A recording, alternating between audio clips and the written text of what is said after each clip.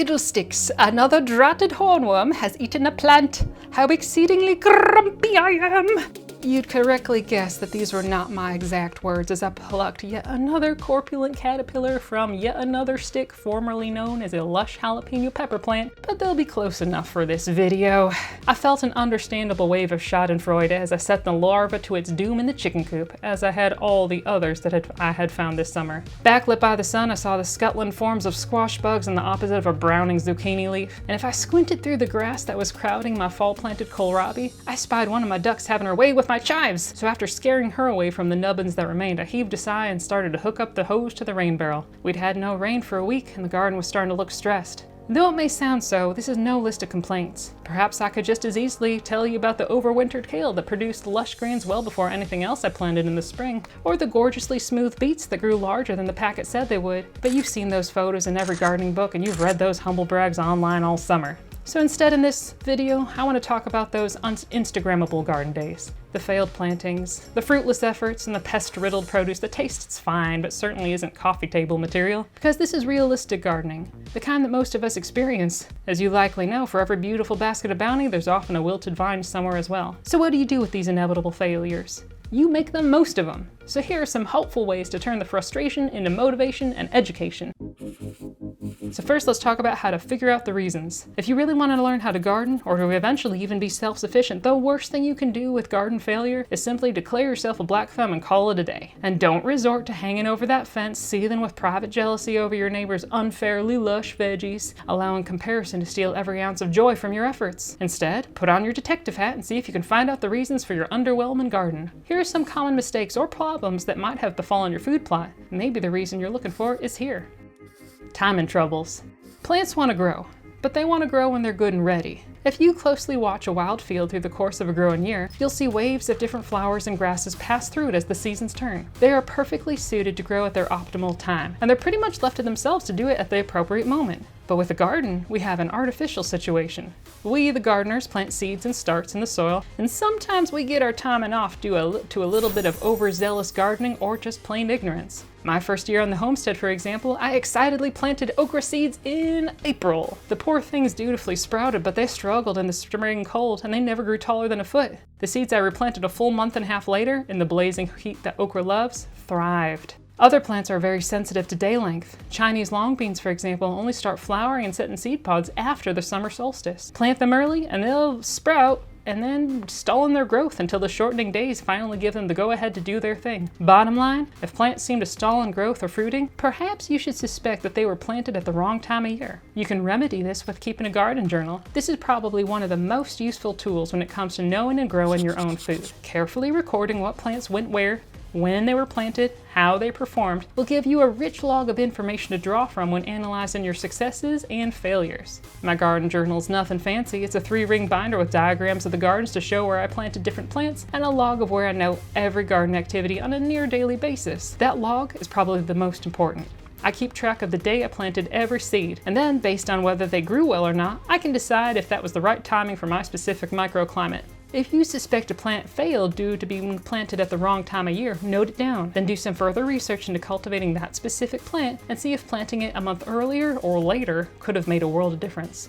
New garden nuisances. If you're starting a garden from scratch, chances are the first few years will be underproductive. Read through any account from early homesteaders, pioneers, or back to the landers. In almost all cases, they'll relate the meager harvests of their just established food plots. Turning an area of wild grasses into a super productive organic garden just doesn't happen overnight. So bottom line, new gardens rarely, if ever, thrive to their full capacity in the first few years. Remedy it with patience and maybe some raised beds. Keep working at your garden. It will, after several elbow grease seasons, come into its own. Keep adding compost, keep removing rocks, keep rotating your crops and pulling out that stinking stubborn grass and that morning glory. And eventually you will start seeing real results, I promise. Just hang in there. Now if you want to give yourself an encouraging boost in a productive direction, you can also try building some raised beds. They can give you well-shaped carrots, big beets, and perfect parsnips before you've gotten the soil in the new garden worked to a satisfying consistency.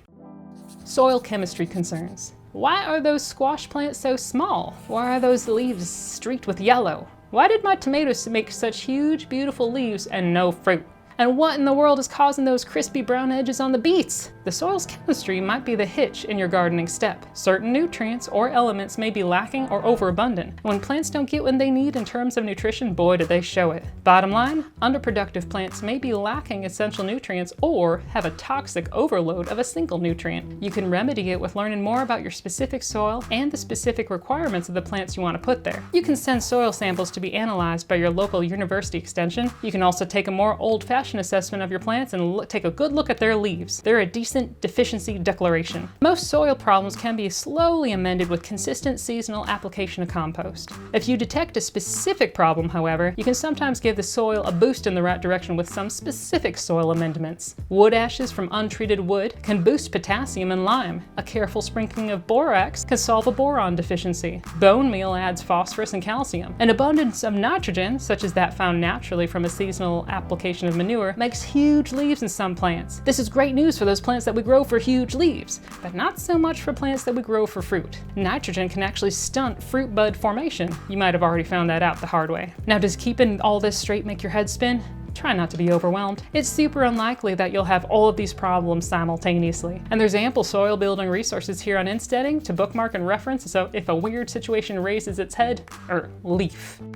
Too much or too little? TLC. 1 inch of mulch? You lavished 5. You water those plants with such motherly affection every morning and night. You've sprinkled abundant fertilizer. You've given them above and beyond what the packages and books said. And that overly thick of attention might have resulted in plants that are positively underwhelming or dying. Conversely, you might have just remembered that you haven't weeded or watered the garden in a month. Oops. Bottom line, just as too little attention will obviously hurt your plants, too much attention will hurt them as well. Particularly for you patio and container gardeners, know the signs of overwatering. Rotting roots, yellowed leaves, and floppy dying plants. Sometimes, even though it might feel wrong to the new attentive gardener, plants do need to dry out before you water them again. Mulch piled too thickly can also be detrimental to plant growth. It can stop rainwater from reaching the roots, or it can cut off oxygen and provide a hiding place for gnawing voles to secretly destroy your shrubs and trees. You gotta know what a mulch volcano is so that you don't make one. And though I hope I shouldn't have to explain this one too much, a neglected garden will perform as well as can be expected. Not well. Grass competition alone sucks water and nutrients away from your garden, and alliums in particular can't tolerate that. So try to work a garden walk into your daily schedule. Any garden that's out of sight is very easily out of mind. Shockingly weird weather. That out of the blue May snowstorm? It had more long-term effects than hindering your morning commute. Your garden might remember it for far longer. Strange, sudden changes in temperature can shock young garden plants, especially new transplants, potentially stunting their growth for the entire season. Bottom line, an unexpected shock can rob plants of peak productivity. You can remedy it with cold frames, leaf mulch, or row covers. Now obviously some freak storms can't be anticipated, but if you get the tip off that a strange temperature fluctuation is imminent, help your new plants through with some protection. You might have to run out in the twilight with some old bed sheets to cover some tender seedlings, or toss a handful of dry leaves, or get all fancy with some store-bought cloches. Pretty much any cover can help forestall a disaster. Got an article over on Insteading all about frost protection, by the way. Heat waves, admittedly, are a little harder to manage, but if you can give those fall-planted seedlings a helping hand by planting them on a cloudy day and providing some shade during the most direct sunlight, that might help.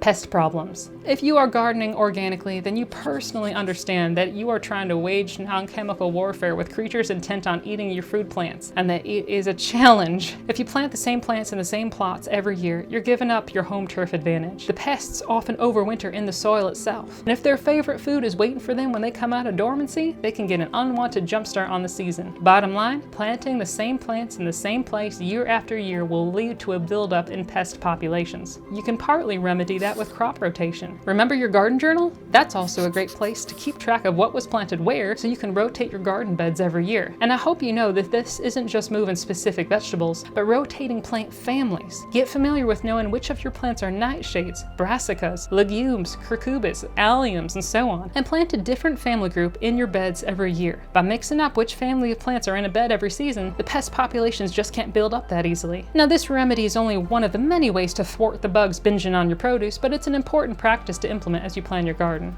Inexplicable failure. Maybe your garden chemistry is ideal, your tilth is drool-worthy, and you have managed pests like a pro, and then the new plants you just put in this paradise still died. Sometimes that's just the way it goes. Not every plant can live in every garden. Bottom line, some plantings are doomed to failure. You can remedy this with trying a different variety, planting something better suited to your climate, or focusing just on the next season's planting. Gardeners in growing zones with short seasons well know that there are some plants that just don't get enough time to grow in their areas. But thankfully, other northern gardeners have developed quite a few varieties of popular garden plants that race to maturity, giving you your best chance to haul in a harvest. You'll have to do a little bit of digging and research beyond the link I've given you in the description box below, but I bet you could find a cultivar that might work well for you. Gardeners in growing zones with long, hot growing seasons, on the other hand, know that there are some cold-loving plants that are just out of our league. For example, I really wanted to grow rhubarb on my homestead, but after complete failure and a little more research into what rhubarb actually wants, I realized that my patch of the Ozarks just gets too darn hot for the poor thing to survive. So I scrapped my rhubarb hopes and focused instead on what wants to grow here, such as heat-loving melons, okra, and cowpeas. Finally, if for whatever reason, the spring planting was a bust, call your losses and focus on a summer planting. Likewise, if the summer planting is just a big, inexplicable nothing burger, turn your attention to fall planting. And if the fall planting gets frozen before it had a chance to thrive, mulch it well and dream of the spring. The nice thing about a garden is that you always have a chance to start over. Sometimes there's just a bad year. I'll be honest with you all. This year I've had the worst tomato harvest of my entire gardening life. Confidence shaken, I visited my local's farmer's market to stock up on what I wasn't able to grow. There, one of the farmers confided in me that he didn't even bother with growing outdoor tomatoes that year. The luscious red fruits in his stand were all greenhouse grown. So curiosity piqued, I found similar stories from almost every vendor. As I continued my investigation over the next few weeks, I heard stories of low yields and strange, out of the ordinary problems with nearly every gardener I've spoken with. Collectively, we have no idea what is specifically going on, but the fact that problems are widespread indicate to me that something on the environmental scale is affecting my crops. Is it the freak snowstorm we had in April? The unusually warm winter? Was there something in the water? Did some chemical from the nearby plant affect the air? I may never know. But the bottom line is, not everything's your fault. So you can remedy it with try again. An underproductive year happens every generation. Glance through the annals of history and you'll see plenty of unavoidable crop failures that broke the backs of republics or sent waves of famine through a land. Consider the Krakatoa eruption of 1815. Farmers in the American South had to contend with July frosts because of that ash cloud. So what do? You lick your wounds and plant again with hope for the next season or the next year. So keep your chin up. One of the most encouraging lines I ever read in a gardening book was an offhanded comment about how to fit fall crops in the summer garden. In the fantastic book Root Cellaring, Nancy Buble mentions that she transplants seedlings into rows where an earlier planting is finished or failed. Being able to hear a gardener that I respect admit that sometimes she has unsuccessful gardening forays as well, it gave me a welcome sigh of relief, and at least for that day, I was a little less hard on myself while surveying the food plot. So keep at it, you intrepid cultivators and weeders, you adventurous seed sowers and mulchers. Every failure really could be an opportunity to learn how to do it better next time. And with a garden, the endless cycle of seasons gives you a fresh start every year.